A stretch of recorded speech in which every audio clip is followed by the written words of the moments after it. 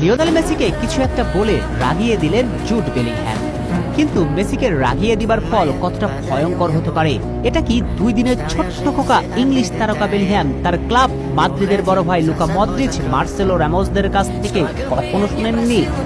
যদি শুনেই থাকেন তাহলে কেন এমন মারাত্মক ভুলটা করলেন?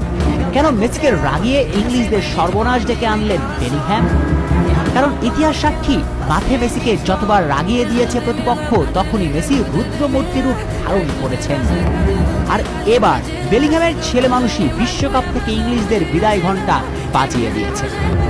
ইংল্যান্ড তখন 1-0 গোলে এগিয়ে, তাই ইংলিশ মিডফিল্ডার মেসির সঙ্গে একটু মাইন্ড গেম খেলার চেষ্টা করলেন।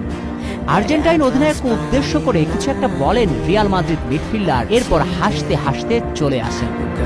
কিন্তু মেসিকে রাগিয়ে দিবার জন্য স্বপ্ন ভেঙে চুরমার ইংলিশদের, কারণ এর পরেই যে শুরু হলো মেসি শো। রাগান্বিত মেসি একেবারে রাইট উইংয়ে শিফট করলেন।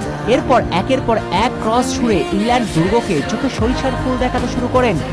যদিও বারবার হতাশ হয়েছেন, তবে এনজো ফার্নান্দেজকে দিয়ে অ্যাসিস্টের পর সমতাসূচক গোল। এর কিছু বাদে আরো একটা ক্রস লাউতারো মার্টিনেজের উদ্দেশ্যে ছুড়লেন, তাতেই দলকে ফাইনালে তুললেন। আর স্বপ্ন ভাঙার কষ্ট নিয়ে মাটিতে বসে পড়লেন জুড। সত্য বলতে বেলিংহ্যাম নিজেই ইংলিশদের স্বপ্ন ভাঙার জন্য দায়ী। কারণ কি দরকার ছিল মেসিকে রাগিয়ে দেবার?